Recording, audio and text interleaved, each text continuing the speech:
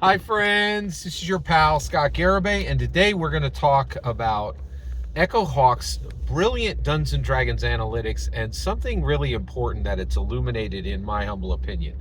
Now this is, the whole world runs on this incredible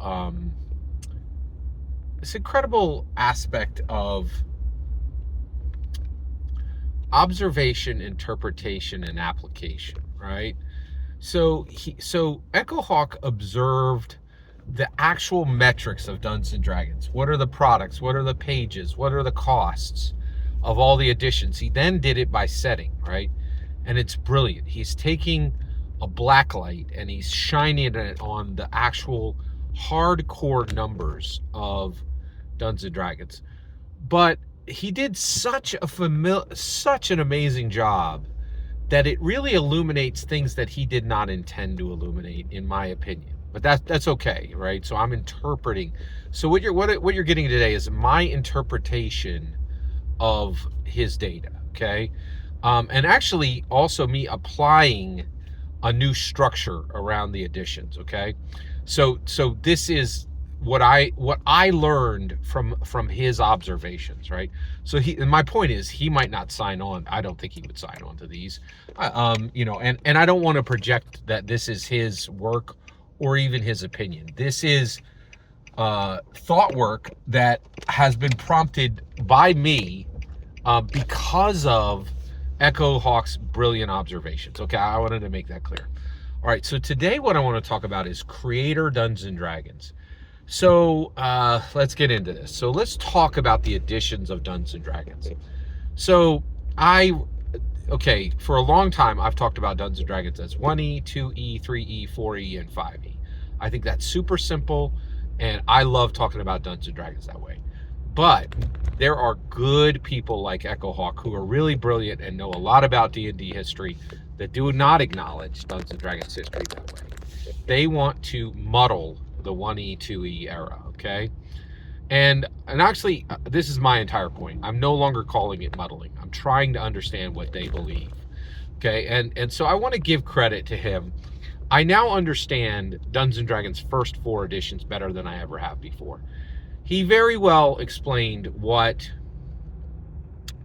original Dungeons & Dragons is, what basic Dungeons & Dragons is, what 1E AD&D is, and what 2E AD&D is. And to be super clear, when they say 1E, they really mean first edition AD&D. When they say 2E, they mean second edition AD&D, okay? So I want to acknowledge those. So if we're coming forward, we're saying D&D's editions are actually OD&D. D&D's editions are OD&D basic, 1E, 2E, remember that both of those have AD&D after them, and then 3E, 4E, and 5E. And we're just throwing away 3.5 as like, it's a gimme. It's not, we don't need, it's a vestigial nub. We don't need to talk about it. All right, here we go. Let's keep moving. All right, okay.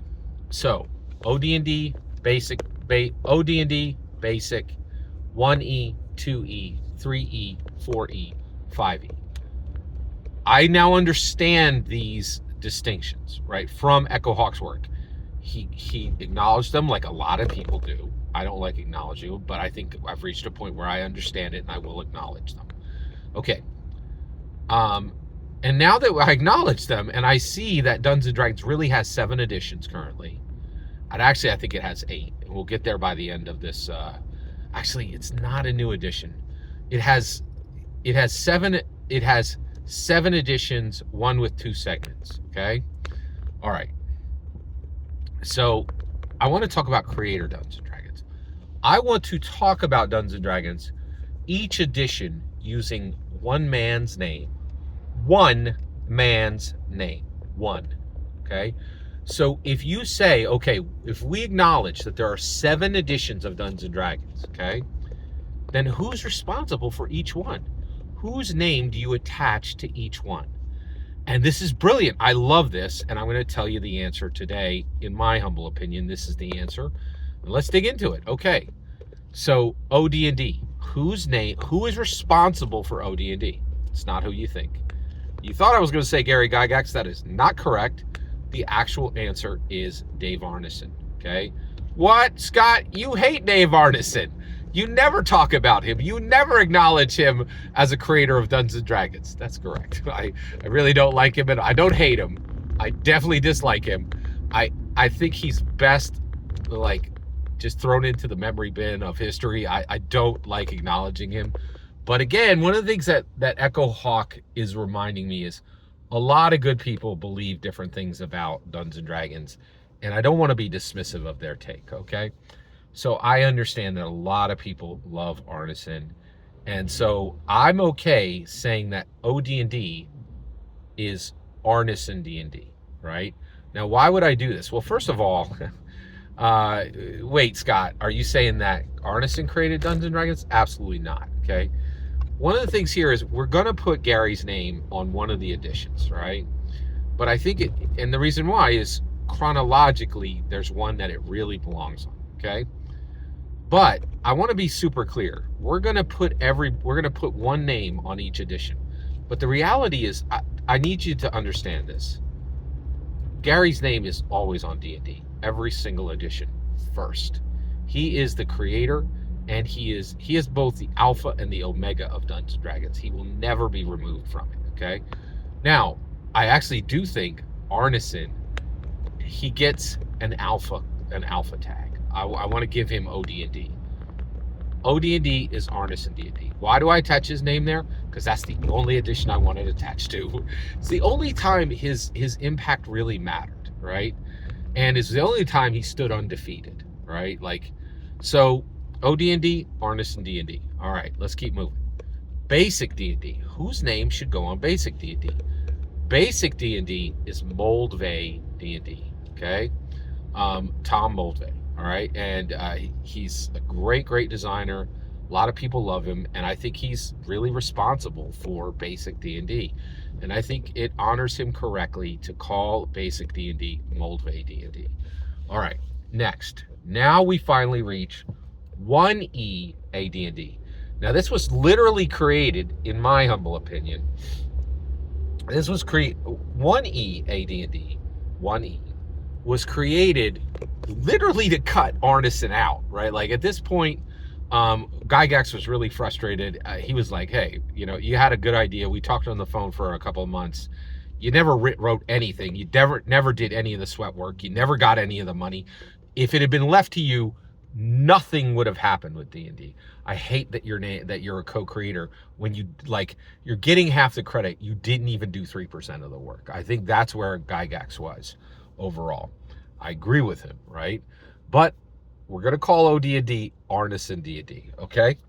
But if there's a Gygax D&D, okay, now I do believe Gygax's name is really on every edition, okay?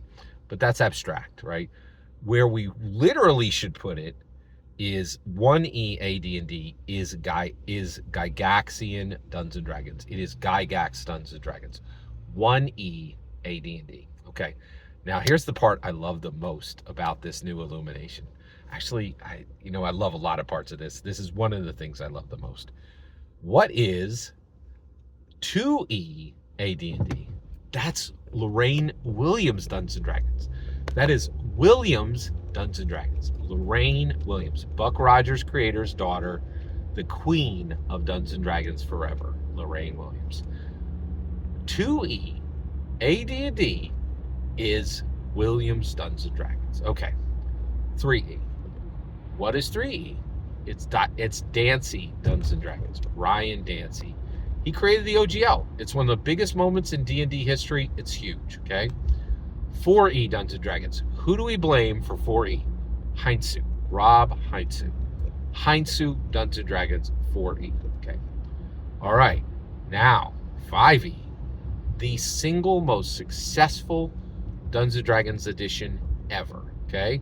What is 5E Dungeons and Dragons? Well, it belongs to two people. 5E Dungeons. So there's Merle's Dungeons and Dragons. Mike Merle's. What is Merle's Dungeons and Dragons? Merle's Dungeons and Dragons is 5E from 2014 to 2023. Wait a second. Is 5e split? Yes. 2024 to now is Herein Dungeons & Dragons. Amanda Herein. Wait a second, Scott. Wouldn't that belong to Perkins and Crawford? They could piss off, right? Like, are you kidding me? They're like, what will Perkins and Crawford be remembered for? Failed Daggerheart. Hey, you abandon it? You abandon your own work? Nobody cares. You abandon your own work? Nobody cares, right? I think Perkins and Crawford's legacy will be them standing next to Mercer as assistant game masters for Daggerheart. They don't get attached to anything. They betrayed their work, in my opinion, right? Like, they did not, like, and like, they could have went off into the sunrise, into the sunset, but to immediately hire on with the AD&D killer candidate, I don't like it. I don't like it. I don't like it. I don't like it. I don't like it. Right? But like, are you giving it to Amanda Herein then, like, as a trophy? No, absolutely not. Amanda Herein was more talented than the two of them when they were still there. She's definitely holding the whole thing down now. So I think 5e 2024 to today, and the core rules, right, which were written by Perkins and Crawford, right? But Herein gets the credit. And the reason why is she stayed to do the hard work. She's doing the maintenance, right? She's literally sweeping up and, doing the maintenance and the preservation and the continuation. She's doing the hard work. She remained loyal to Dungeons & Dragons. She didn't betray it. Every single word you just heard in this video is my humble opinion. Nothing more, nothing less. The important part is when I get to hear your humble opinion. When you get in the comments and send your traffic, please consider subscribing and have a fetch millennium.